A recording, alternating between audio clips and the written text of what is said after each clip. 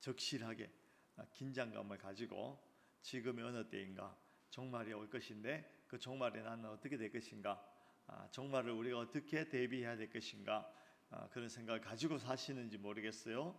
오늘 그 종말에 대한 말씀이니까 잘 듣고 하나님의 교훈을 새길 수 있기를 원합니다. 지난주에 죽음에 대해서 말씀을 드렸더니 죽음에 대해서는 아주 뭐라고 그럴까요? 그 설교를 통해서 이렇게 고민을 많이 하셨더라고요. 오늘도 조금 비슷한 주제입니다. 종말에 대해서 말씀을 드릴 테니까 잘 들으시기 바랍니다. 오늘 바울은 데살로니가 교회 성도들에게 이렇게 이야기하죠. 1절 2절을 보면 형제들아 때와 시기에 관하여는 너희에게 쓸 것이 없음은 더 이상 첨가해서 뭐 말해줄 게 없다, 쓸 것이 없다, 너희가 충분히 알고 있다, 그 이야기입니다. 2절에는 주의 날이 밤에 도둑같이 이를 줄을 너희 자신이 자세히 알기 때문이다. 내가 더 이상 쓸 게 없는데 왜 그러냐면 너희가 이미 잘 알기 때문이다, 자세히 알기 때문이다, 이렇게 이야기를 해요. 왜 그러냐면 이미 바울이 많이 알려주었을 것이고 그 가르침은 예수님께서 이미 많이 말씀하셨죠. 예수님께서 마태복음에 보면 24장 25장에 가서 종말에 대해서 많이 말씀하십니다. 24장에 보면 종말의 징조에 대해서 말씀하시죠. 그때가 되면 거짓 선지자들이 일어난다. 거짓 선지자들이 일어나고 환란이 일어나고 배교가 일어나고 성도가 성도를 서로 고발하고 하는 그런 일들이 막 일어나고 또 25장으로 넘어가면 그 징조와 함께 예수님께서 비유를 말씀하십니다. 열처녀 비유. 그 기름을 잘 준비했던 처녀들과 그렇지 않은 처녀들이 신랑이 왔을 때 버려짐을 당하고 잔치에 들어가고 하는 그런 비유를 말씀하시고 또 맷돌 비유도 말씀하시죠.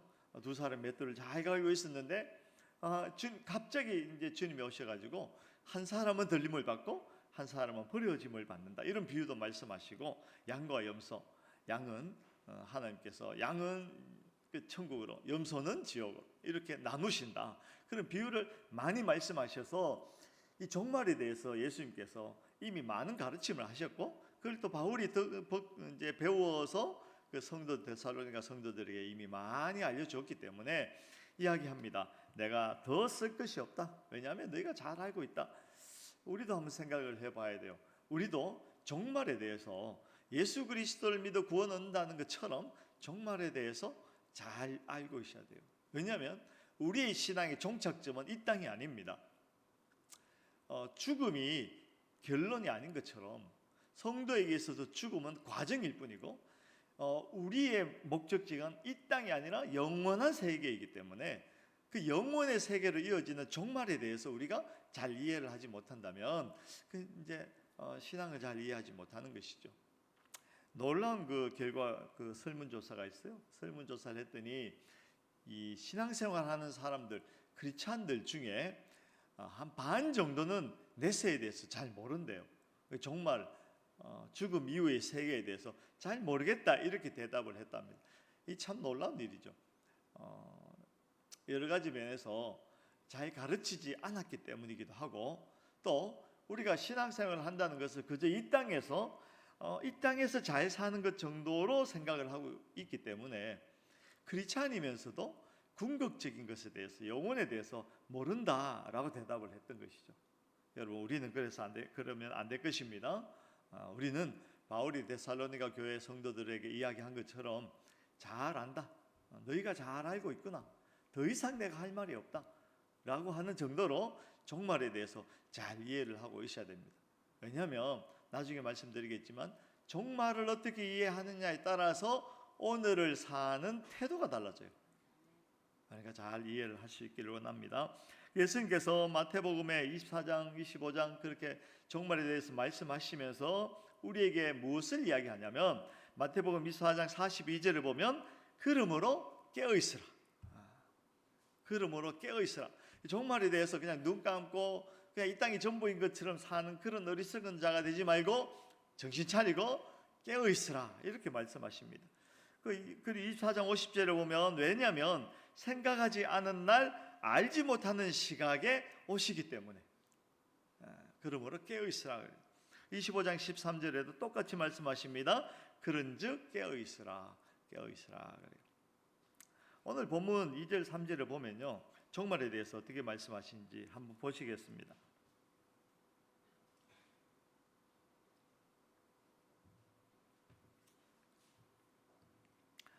2절 3절을 보면 주의 날, 이 주의 날이 종말이 종말, 주님 다시 오신 날, 재림의 날을 이야기하는 것입니다.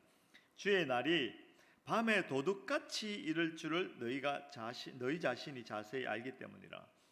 주의 날이 도둑같이만, 밤에 도둑이 내 간다 그러고 오나요? 그렇지 않죠. 아무도 모르게 조심조심 살금살금 오는 게 도둑입니다. 여러분, 그러므로 깨어 있어야 되는 것이죠. 갑자기 어느 날, 그리고 또 비유로 이야기하십니다. 3절을 보면 그들이 평안하다 안전하다 할 그때, 야 괜찮아, 뭐 요즘 뭐 이렇게 살면 되지 라고 하고 발 뻗고 있는 그때에 임신한 여자에게 해산의 고통이 이런 것 같이, 제가 애 낳아 보니까 알겠더라고요. 해산의 고통은 갑자기 와요. 맞나요? 이제 비유가 그래요. 그 해산이 이만큼 이제 애를 배갖고 이제 막달이 됐나 봐요. 그러다가 이제 괜찮다가 통증이 갑자기 이제 오는 거야. 그냥. 그러면 이제 애가 이제 나오겠다고 그런 거 아니겠어요? 그런 것처럼 갑자기 임한다. 갑자기. 여러분, 그 일반적으로 사람들이 종말에 대해서 크게 나눠보면 두 가지 아니겠어요? 종말 그런 거 없어. 그저 이 땅에서 잘 먹고 잘 사는 게 제일이야. 이렇게 생각하는 사람들이 있어요. 그런 사람들은 기다리지도 않고, 그런 사람들은 종말에 대해서 무관심한 사람들이 있고, 또 한편으로 어떤 사람들은 종말에 대해서 깨어 있는 사람, 깨어 있어서 오히려 종말을 기다리는 사람들이 있는 것이죠. 세상엔 두 종류의 사람이 있습니다. 그래서 서로 사실은 그 두 종류의 사람들은 전혀 다른 생각과 다른 삶을 할 뿐 아니라 그 두 종류의 사람들은 긴장관계 속에 살고 있어요. 긴장관계. 그 두 종류의 사람들이 공존하는 세상을 살고 있습니다. 그 사람들은 이 땅을 같이 살고 있지만 분명히 달라요. 분명히 달라서 두 종류의 태도를 각각 살아요. 종말이 없다, 뭐 그냥 이대로 살고 이 땅에서 잘 먹고 잘 사는 게 삶의 목적이다, 인생의 목적이다, 땅 넓히고 집 넓히고 돈 많이 벌고 명예를 높이고 뭐 이렇게 하는 것이 목적이야, 뭐 이렇게 생각하는 사람들의 삶의 방식과 태도와, 아니야, 주님 다시 오시고 우리의 본향은 이곳이 아니라 영원한 하나님 나라야 라는 분명한 인식을 가지고 사는 사람들의 삶의 태도가 이 땅에 동시에 존재하며, 그것은 긴장관계에 있다는 것이죠. 싸우고 있어요. 쉽게 말하면 매일같이 전투하고 있는 그 상황을 우리가 살고 있다라는 것입니다. 그런데 우리는 이미 종말에 대해서 들었고 성경에 나와 있는 예수 그리스도의 다시 오심에 대해서도 알고 있습니다. 그런데 왜 우리는 선명하게 깨어 있다, 다시 말하면 종말을 기대하고 소망하고 있다라고 생각하지 않고 그냥 살게 될까? 여러분 어떻습니까? 생각하십니까? 종말에 대해서 분명한 인식이 있어서, 그렇지, 나의 본향은 이곳이 아니고 영원한 세계야 라는 인식 가운데 어떻게든지 주님 다시 오신 날, 그날 주님 앞에 서게 될 것이고 주님께서 나의 삶을 다 돌아보게 하시고 심판대 앞에 세울 것이다 라는 분명한 인식을 가지고 오늘 내가 정말 종말을 기다리는 사람처럼 깨어서 살아야지 라는 인식을 가지고 계시나요?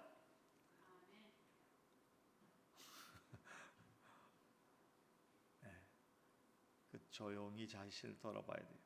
만약에 그렇지 못하다면 왜 그렇지 않는지에 대해서도 돌아봐야 돼요. 왜 그렇지 않을까요? 오늘 성경을 쭉 보면서 정리하기는 이것이 없어서 그래요. 소속이 어떻게 되어 있는지, 나의 소속이 어디에 있는지, 내가 어떻게 그 소속에 속하게 되었는지, 그 소속의 근거가 무엇인지, 그리고 나를 그러한 소속이 되게 하신 하나님의 목적이 무엇인지, 그 소속과 근거와 목적에 대한 이해가 없으면 깨어 있을 수가 없어요. 종말에 대해서 인식을 할 수가 없어요. 소속과 근거와 목적이 분명해야 돼요. 소속과 근거와 목적이 분명해야 돼요. 우리가 오늘 성경을 보겠습니다. 이런 것이죠. 소속이 분명하지 않으면 제가 군대를 훈련소를 갔는데요. 저는 뭐 너무 순진하고 아무것도 몰랐나 봐요. 훈련소 갔는데 머리를 안 깎고 갔어요. 머리를 안 깎고 갔는데 당연히 들어가면 군대에서 다 해주는 줄 알았어요. 머리를 안 깎고 갔더니 이상한 놈으로 보더라고요. 뭐 저런 놈이 다 왔나. 그래갖고 제가 가자마자 붙들려 가가지고 머리 깎임을 당했어요. 근데 머리를 참 이쁘게 깎아주더라고요. 그야말로 쥐 파먹은 것처럼 그냥 잊을 수가 없어요. 여러분, 내가 이제 사회에서 벗어나서 군대에 들어갔다. 소속에 대해서 이해가 없으면요, 행동이 제대로 나올 수가 없어요. 나는 누구인가? 어디에 소속되어 있는가? 뭐 군대 갔는데 또 소속감이 분명하지 않으면, 요즘 아이들은 뭐 군대에서도 스마트폰 다 한다면서요. 취침했는데 누워가지고 그냥 남들이 자든지 말든지 나는 스마트폰으로 그냥 게임을 하겠다. 그렇게 된 거죠. 소속감이 분명하지 않으면 그렇게 됩니다. 소속감이 분명하지 않으면 이 땅이 전부인 것처럼 살게 돼 있어요. 그래야만 해요. 우리의 소속이 분명하지 않으면 이 땅이 전부인 것처럼 사는 것이 열심히 사는 것이고 잘 사는 것입니다. 그럼 잘 생각해 보세요. 그래야만 해요. 소속이 그렇다면. 그러나 우리는 소속이 이 땅이 아니거든요. 소속감이 분명하지 않으면 기독교를 도덕 종교로 생각하게 됩니다. 그러면 내세는 모르겠고 그냥 기독교도 착하게 사는 거 가르치고, 더 나가서 무엇이 구원이냐? 예수 닮아서 착하게 사는 것이 구원이야. 뭐 그 정도로 이해하게 됩니다. 그거 아니거든요. 그거는 뭐 굳이 교회 안 나와도 예수 안 믿어도 돼요. 그거는 뭐 그냥 혼자 도 닦아도 됩니다. 도덕책 펴놓고 열심히 읽고 그냥 수양하고 그러면 됩니다. 그거 아니거든요. 소속이 분명하지 않으면 결국은 이 땅이 전부인 것처럼 생각하고 기복 종교로 끝나게 됩니다. 예수 왜 믿어? 이 땅에서 잘 먹고 잘 살려고. 그렇게 되는 겁니다. 우리는 그렇지 않습니다. 우리의 소속이 어디입니까? 5절을 다시 보시기 바랍니다. 5장 5절. 너희는 다 빛의 아들이요 낮의 아들이라. 성경은 끊임없이 빛과 어둠, 낮과 밤을 구분하고 있어요. 끊임없이. 구약에서도 마찬가지고 신약에서도 마찬가지고. 여러분, 구약에 보면 이사야 59장 9절에 빛과 어둠을 나누고 있습니다. 우리가 빛에 속하기를 원하지만 죄 가운데서 여전히 어둠 안에 있으므로 어둠에 생하고 그 끝은 패망이다. 패망이다. 그 이사야 9장 1절을 보면 흑암이 있고 큰 빛이 그 흑암에 비추었다. 빛이 드디어 이 땅에 임하였다. 그런 말씀을 많이 하고요. 신약에 보면 그 빛에 대해서 많이 말씀하시는 것이 어디냐면 요한복음입니다. 여러분 성경을 한번 찾아보겠습니다. 요한복음 1장. 요한복음 1장. 절묘하게 그 빛에 대해서 말씀하시죠. 요한복음 1장 4절 같이 읽습니다. 요한복음 1장 4절 시작. 그 안에 생명이 있었으니 이 생명이 사람들의 빛이라. 5절 읽습니다. 네, 빛이 어둠에 비침에. 빛과 어둠을 대비한, 이 땅은 어둠이고 빛이 이 땅에 비추어졌는데 사람들이 깨닫지 못한. 9절 읽습니다. 시작. 참빛 곧 세상에 와서 각 사람에게 비추는 빛이 있으나니. 빛. 네, 또 3장 19절 한번. 3장 19절 읽습니다. 3장 19절 시작. 악을 행하는 자마다 죄송합니다. 요한복음 3장 19절. 요한복음 3장 19절. 이것이니 그 빛이 세상에 왔으되 사람들이 자기 행위가 악함으로 빛보다 어둠을 더 사랑하는 것이니라. 빛이 세상에 왔으되 사람들이 자기 행위가 악함으로 빛과 어둠을 대비하고 있어요. 끊임없이 예수 그리스도가 빛으로 오셨는데 사람들이 그 빛이 나서는 것이 너무 두려워. 그래서 나는 어둠으로 살래. 여러분 옛날에 흔히들 그런 이야기를 많이 했어요. 이 빛을 무서워하는 사람들이요, 길 가다가 가로등 보면 돌 던져서 가로등 등 깨고 어둡게 만들어야 마음이 편안한 거야. 어둠 속으로 다니고. 20절 읽어본 시작. 악을 행하는 자마다 빛을 미워하여 빛으로 오지 아니하나니 이는 그 행위가 드러날까 함이라. 가로등 불 깨야 되죠. 빛으로 못 나와요. 두려워요.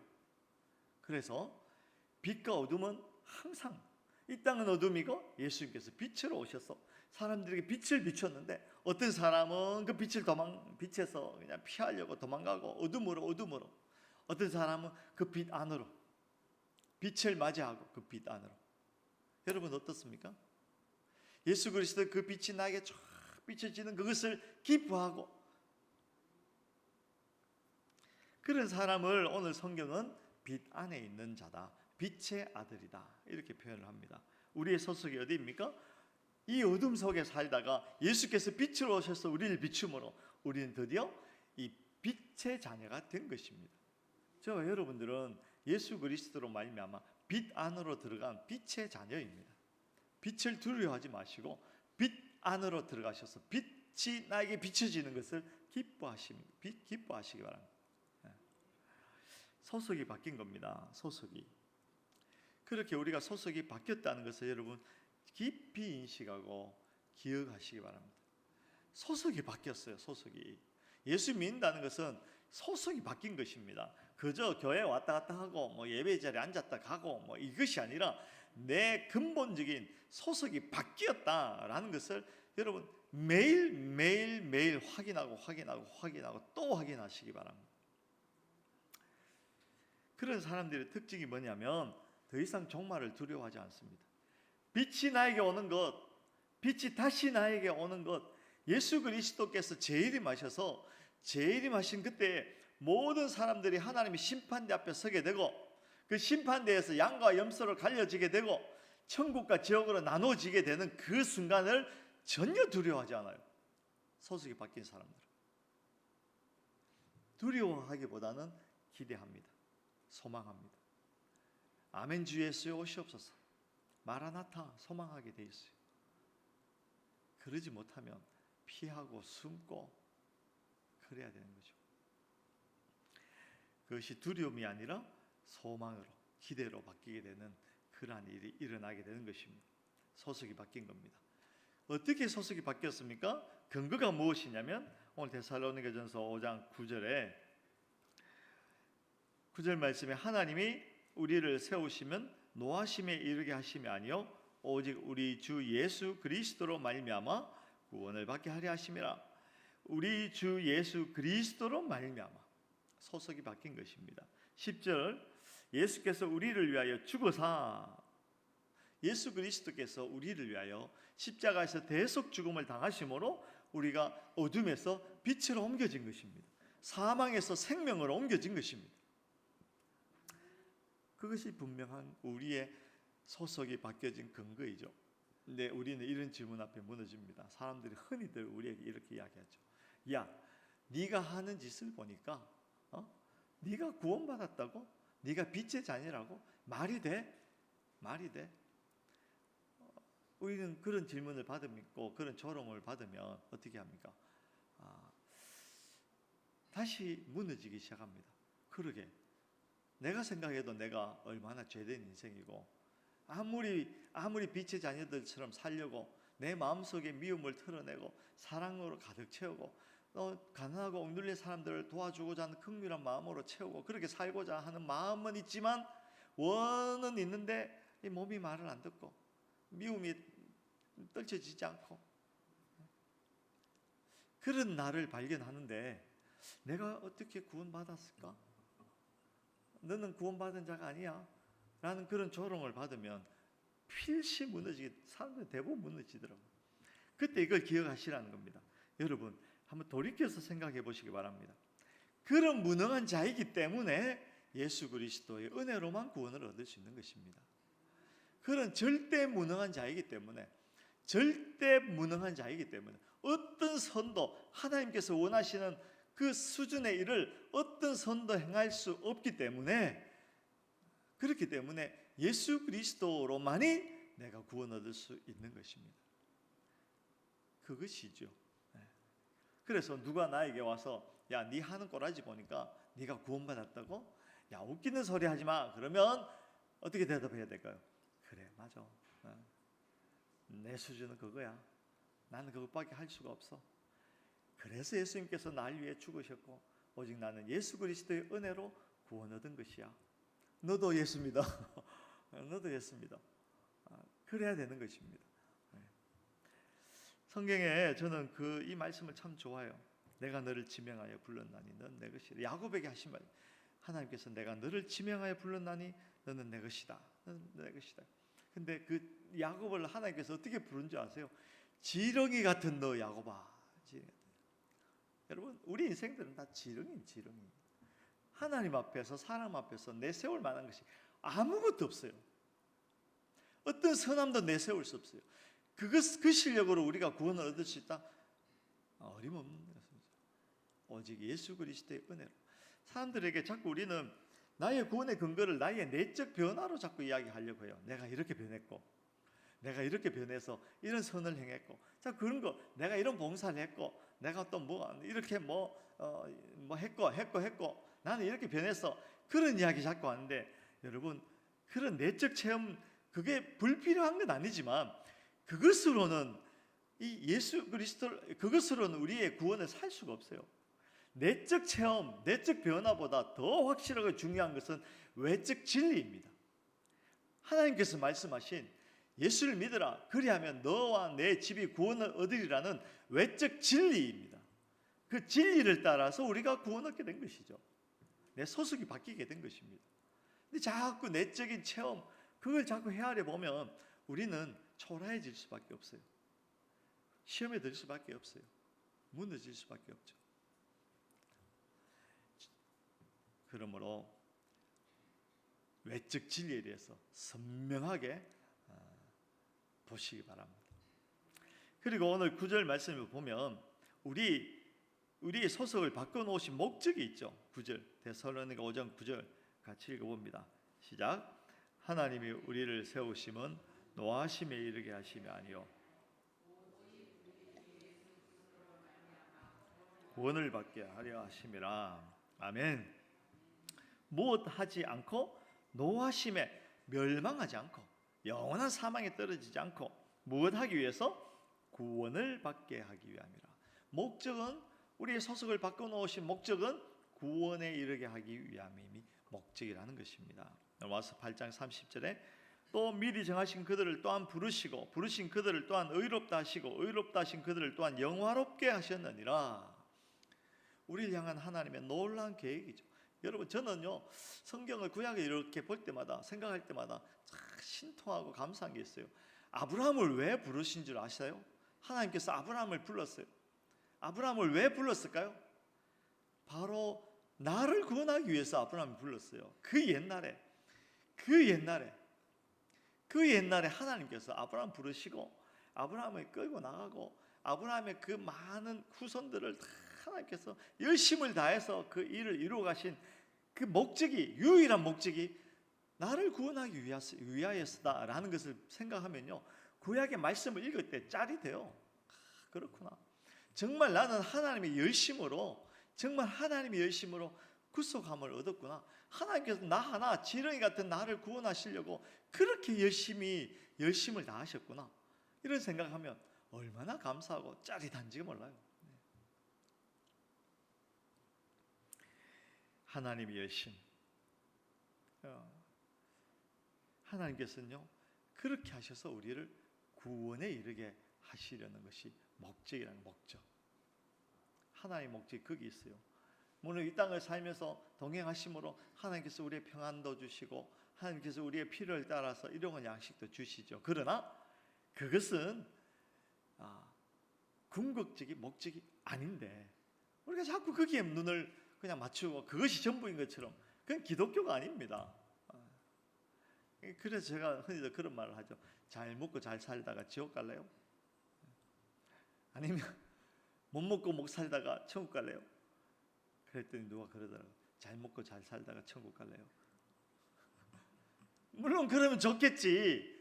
그러나 때로는 이 세상이 전쟁터이고, 때로는 빛의 자녀인 우리가 어둠의 자녀들과 싸워야 되고, 이 세상의 가치에 맞서서 하나님의 법을 분명하게 해야 되고 하는 그런 때로는 굶을 때가 있고, 때로는 고난을 당할 때가 있고, 그렇다 하더라도 영원한 세계를 우리가 바라보고 있기 때문에 포기하지 않는 것. 그래서 때로는 못 먹고, 때로는 굶고, 때로는 잘못 살다가도 영원한 소망이 있기 때문에 그 천국을 사모하는 것. 그 이야기죠. 그래서요, 아까도 말씀드렸지만 소속과 근거와 목적이 분명해지면 무엇이 달라지냐면 삶의 태도가 달라집니다. 우리가 왜 삶의 태도를 분명히 하지 못하냐면 그 소속, 근거, 목적에 대한 이해가 없어서 그래요. 우리의 삶의 방식과 태도가 분명해지려면, 자기 정체성이 분명해지려면 내가 어디에 소속되었으며 어떻게 소속되었으며 궁극적인 목적이 어디에 있는가를 이해를 해야 돼요. 그러면 삶의 방식이 달라집니다. 태도가 달라집니다. 우리가 가지고 있는 자원을 어떻게 사용할지를 분명하고 선명하게 결정할 수 있어요. 여러분 곰곰이 생각하시기 바랍니다. 곰곰이 생각하시기 바랍니다. 좀 더 나가서요, 그렇게 하면 삶의 방식이 변하는데 6절에서 8절에 보면 삶의 방식에 대해서 말씀하십니다. 우리는 낮에 속하였으니 정신을 차리고 믿음과 사랑의 호심경을 붙이고 구원의 소망의 투구를 쓰자. 하나님이 우리를 세우심은 노하심에 이르게 하심이 아니요 우리 주 예수 그리스도로 말미암아 구원을 받게 하심이라. 여기 보면 6절, 제가 정신 6절 읽어야 되는데 8절만 읽었네요. 6절, 그러므로 우리는 다른 이들과 같이 자지 말고 오직 깨어 정신을 차릴지어다. 6절, 우리는 다른 이들과 같이 자지 말고 오직 정신을 차릴지어다. 6절 시작을 어떤 단어로 사용합니까? 그러므로. 자, 내가 너희의 소속에 대해서, 근거에 대해서, 목적에 대해서 잘 이야기했지. 너희도 그걸 잘 이해하고 있지. 그러므로, 우리의 소속이 그렇다면 이제는 그러므로, 그 소속이 그렇다는 것에 근거하여서 그러므로 너희는 이렇게 살아라. 어떻게 해요? 깨어 있으라. 정신을 차려라. 이렇게 말씀하시죠. 깨어 있는 게 무엇일까요? 24시간 잠자지 말고 깨어 있으라, 그 말은 아니죠. 예수님께서 이 말씀을 언제 하셨냐면 겟세마네에서 기도하실 때 제자들에게 깨어 있으라 그런 말씀을 하셨죠. 깨어 있는다는 것이 무슨 의미냐면 잠자지 말라는 의미가 아니라 영적으로 각성하여서 하나님께서 이 시대를 어떻게 하시고 하나님께서 종말을 어떻게 우리 시대 가운데 나타내실지 그 하나님의 그 종말에 대한 계획을 유심히 보고 있으라, 이런 이야기입니다. 깨어서 뭐 하겠어요? 깨어서 해야 될 일은 지금 종말 이야기 하잖아요. 종말에 대해서 잘 보고 있으라. 직시하고 있으라. 언제 주님이 오실지 그 징조에 대해서 잘 보고 있으라. 그리고 그 종말이 딱 임하면 할렐루야 찬양해라. 그 이야기입니다. 종말에 눈 감아 버리지 말고 종말에 대해서 선명하게 깨어서 보고 있으라. 종말 신앙을 가지라, 그 이야기입니다. 다시 말씀드립니다. 성도는 종말을 기다리는 사람들. 그런데 그 종말에 대해서 눈 감아 버리면 뭐 성도가 아니죠. 여러분 지구 종말 시계 아시죠? 아인슈타인과 시카고 대학 교수들이 만든 잡지에 보면 그 시계를 만들어 놓고 12시 5분 전 12시가 딱 되면 지구가 빵 종말하는, 이제 다 파괴된다는 이야기를 하는 그 종말 시계가 있었어요.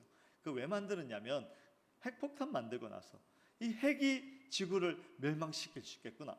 그래서 12시 5분 딱 해놓고 5분 후에 이제 지구가 이제 망하겠다, 핵전쟁으로. 그래 12시 5분. 근데 그 이후로 시계가 이제 뒤로 갔다 앞으로 갔다 이렇게 하고 있어요. 뭐 핵실험 누가 했다 그러면 또 정말 시계가 조금 더 뭐 12시 3분 전 갔다가 그 다음에 또 핵 감축을 하고 이러면 12시 한 15분 전 이렇게 갔다가 하는데 2007년부터는 그 핵폭탄뿐 아니라 기후 변화 이것도 이제 집어 넣어 가지고 이제 앞으로 얼마 있으면 지구가 종말에 오겠다 뭐 이런 걸 종말 시기를 만들었어요. 지금 몇 분인지 아세요? 우크라이나 전쟁이 나고 나서 러시아 우크라이나 전쟁이 나서 90초 전으로 당겨놨어요. 90초 전. 일촉즉발이에요. 지구가 언제 망해도 이상하지 않은. 그뿐 아니라 환경이 난리잖아요. 환경학자들은요, 앞으로 이대로 살면 20년 안에 지구 망한다. 그렇게 연구 결과를 내놓죠. 여러분, 평안하다 하는 그때 임신한 여인이 해산의 고통이 오는 것처럼 주님께서 오십니다. 그런데 정신 차려야 되겠죠. 깨어있어야 되겠죠. 깨어있으시기 바랍니다. 그리고 정신 차리란 말은 그냥 해롱해롱 하지 말라는 거예요. 술 취한 자처럼 그냥 이제 술이 어떻게 됩니까? 술이 나를 이제 빼앗아 가잖아요. 술이 취해버리면 내가 나를 통제할 수 없잖아요. 술이 나를 통제하잖아요. 깨어있어 정신 차리라는 말은 세상의 문화와 세상의 사상, 세상의 어떤 가치가 내 속에 들어와서 나의 모든 정신을 다 빼버리고 그냥 나를 주장하게 하지 마라. 그런 이야기입니다. 그러니까 종말의 때에 정신 차려서 종말을 직시하고 그 소망하고 세상이 나를 어찌하지 못하도록 세상의 모든 가치들을 다 배격하고 정신 바짝 차리고 있어라. 그 이야기 하는 겁니다. 그러면서 오늘 계속 말씀하시기를 구체적으로 전쟁하는 삶이다. 그러므로 호심경을 붙이라라는 말씀을 하시죠. 8절에 보면 우리는 낮에 속아 있으니 정신을 차리고 믿음과 사랑의 호심경을 붙이고 구원의 소망의 투구를 쓰자. 믿음, 소망, 사랑이 여기에 나옵니다. 이게 무기거든요, 무기. 근데 데살로니가 전서 시작할 때 이 데살로니가 교회를 칭찬한 내용이 있습니다. 그게 무엇이었습니까? 믿음, 소망, 사랑, 믿음의 역사, 사랑의 수고, 소망의 인내. 데살로니가 교회가 잘했던 것이죠. 그러니까 그것 계속해서 해라. 계속해서 그걸 열심히 해라. 그것이 종말을 사는 사람들의 성도들의 태도다. 이런 말씀을 덧붙이고 있습니다. 말씀을 좀 정리해 보겠습니다. 종말에 대해서 인식을 하느냐 못하느냐가 진짜 성도냐 아니냐를 갈라놓습니다. 종말에 대한 태도를 분명히 해야 될 것입니다. 우리의 소속은 어둠이 아니라 빛에 속한 자들이고 예수 그리스도로 말미암아 우리가 빛의 아들이 되었으며 이제 우리를 빛의 아들로 삼으신 목적은 우리를 구원하기 위함이다. 그러므로 우리가 소속과 근거와 목적에 대한 분명한 이해를 가진다면 종말에 대한 전혀 다른 인식을 가지고 종말의 시대에 어떻게 살아야 될지를 결정할 수 있게 된다는 삶의 태도를 분명히 하시기 바랍니다. 그저 이 땅이 전부인 것처럼 살지 말고 여전히 그 종말을 기대하면서 믿음, 소망, 사랑 안에서 최선의 삶을 사시기를 주의 이름으로 축원합니다.